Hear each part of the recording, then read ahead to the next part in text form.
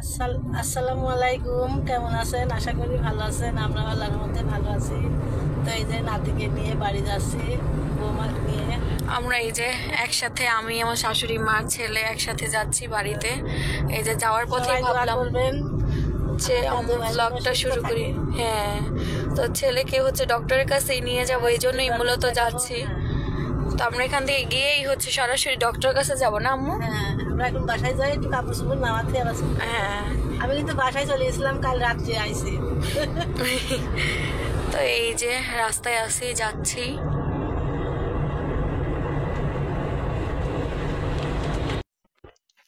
তো বিয়ে বাড়িতে তো রাত্রি চলে আসলাম, কি বিকেলে বিকেলে আসার পর তো নাতিক ডাক্তার দেখালাম। তো আল্লাহর রহমতে সুস্থ আছে, কোনো অসুবিধা নাই। তো আজকে আমি সকাল সকাল করে মসুরের খিচুড়ি রান্না করলাম।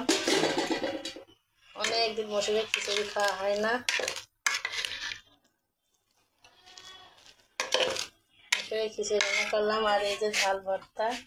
আমাদের এই অঞ্চলে মসুরের খিচুড়ির সাথে ঝাল ভর্তায় খায়, আর কোনো কিছু খায় না। তা আপনাদের দিকে কী কী খায় অবশ্যই কমেন্ট করে জানাবেন। নাতিকে ঘুমাই রেখে আসলাম, ওর আম্মুকে এখন খাবার দেব।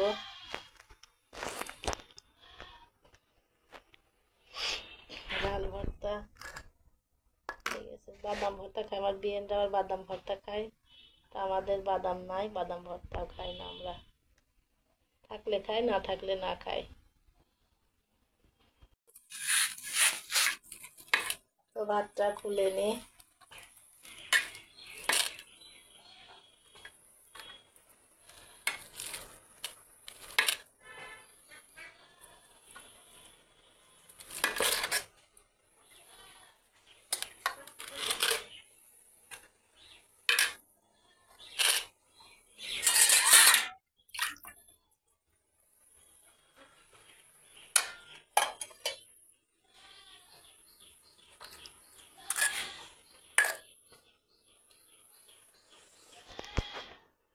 খিচুড়ি ভাত আর জাল ভর্তা সেই মজা।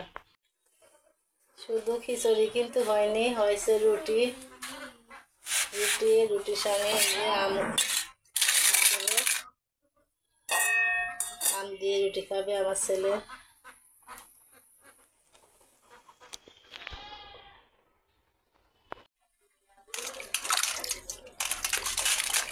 তো আমি হাতে ছুলে দেব, হাতে ছুলে গোলা করে আর রুটি খাবে। আমরা এই গোলা খুব পছন্দ করি, দুধ দিলে তো আরও ভালো হয়।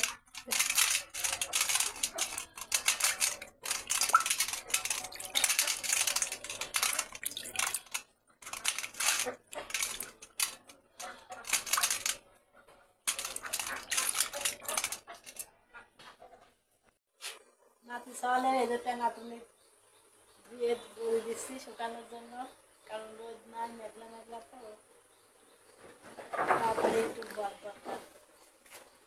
অনেক কাপড় ধোয়া হয়েছে এখানে, হিসু করে ফেলে তো শুধু।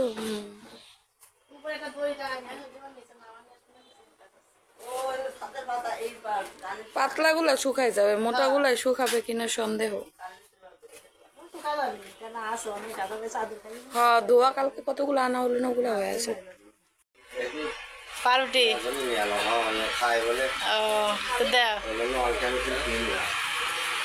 দেখো তোমার জন্য পাউরুটি নিয়ে আসে। আব্বু বাজার থেকে আসলো। ও মানে এত আম? হ্যাঁ আব্বু, অনেক বড় আম। বাজার থেকে লোক আসে তো অর্ডার দিছে, বলি দিছিলাম ওর কাছে। রাখো এলো যে সুরমা ফজলি, হাতে দাও। হ্যাঁ সুরমা ফজলি। আর এই যে হাড়ি ভাঙা আম বলি দিলাম 15 কেজি। আবার হাড়ি ভাঙা?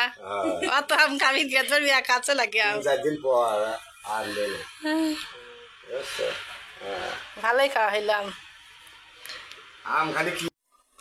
এখন আমি এই শাকটা কেটে নেব, পটল দিয়ে, আটি দিয়ে, আর এই কুমড়োর শাক দিয়ে আমি একটা সবজি তরকারি করব। আর এদিকে মাংস ভিজাইছে, মাংসটা রান্না করবো আজ দুপুরের এই দুইটায়।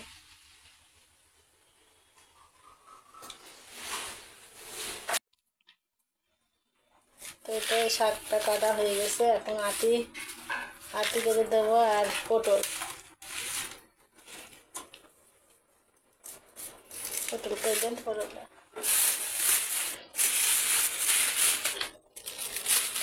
এই যে পটলটা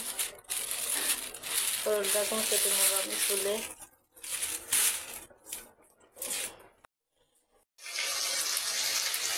তো আমি এই যে মিষ্টি গুঁড়ো শাকের ভিতরে দেওয়ার জন্য পটলটা ভেজে নিচ্ছি।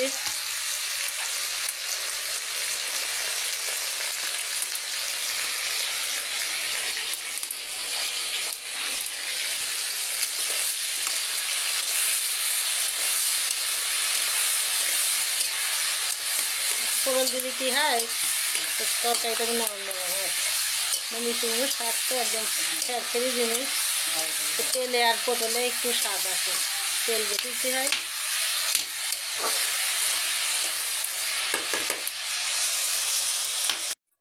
তো এই যে পটল ভাজা হয়ে গেছে, আমি এখন চুলার উপরে যে তেল দিয়ে দিয়েছি। এখন আমি এই যে পেঁয়াজ রসুনগুলো দিয়ে দেবো।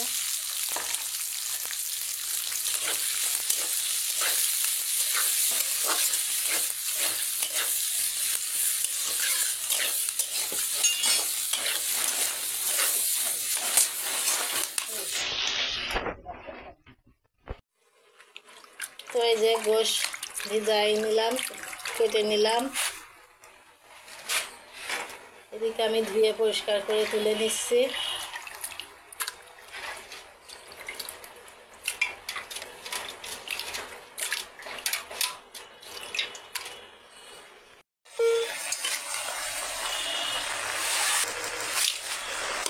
কুমড়ো শাকটা আমি সুন্দর করে কষাইয়ে তারপরে রান্না করব।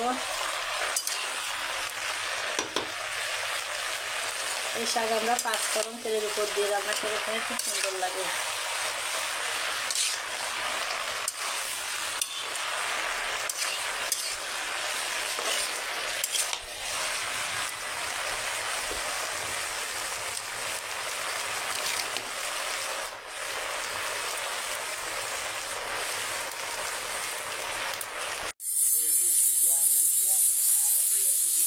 এই যে আমার বিয়ের বাড়ির কাঁঠাল, তো আমরা খাচ্ছি। এই যে শাকগুলা সুন্দর কষতেছি, খাজা কাঁঠাল নাকি সেই কাঁঠাল।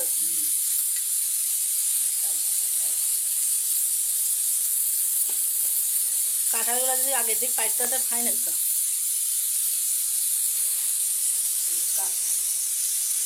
কাঁচা থাক সব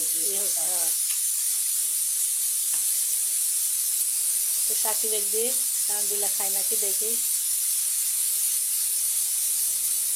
আর ওই যে একটা থাকলো বড়টা, আর ওইটা হচ্ছে আসিফের খালার বাড়ির। 2 রকমের 2টা রয়েছে, এটি বড় কাঁটা, ওই ছোট কাঁটা। থাক সবটা।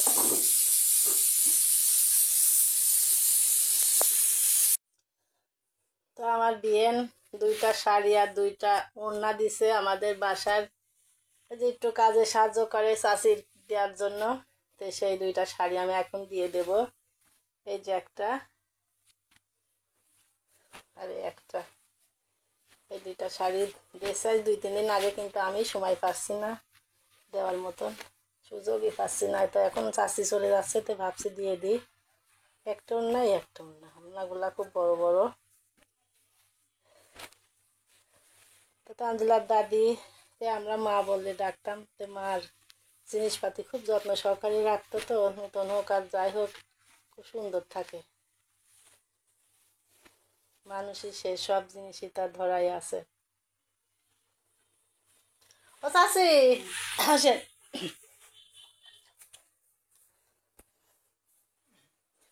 এ দেখেন এই 2টা শাড়ি, এটি এক জায়গায় যাওয়ার সময় পরে যাবেন। আর এই হচ্ছে বাড়ি পড়লেও পড়তে পারবেন, এক জায়গায় যাওয়ার সময় পড়তে পারবেন। আর দেখেন 2টা ওড়না।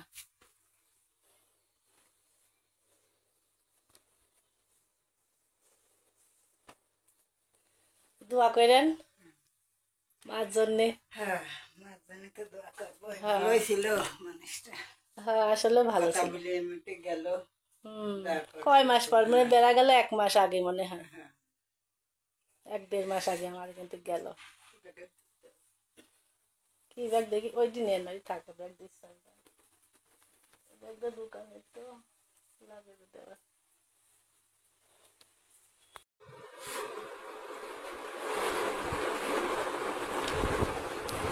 তো যান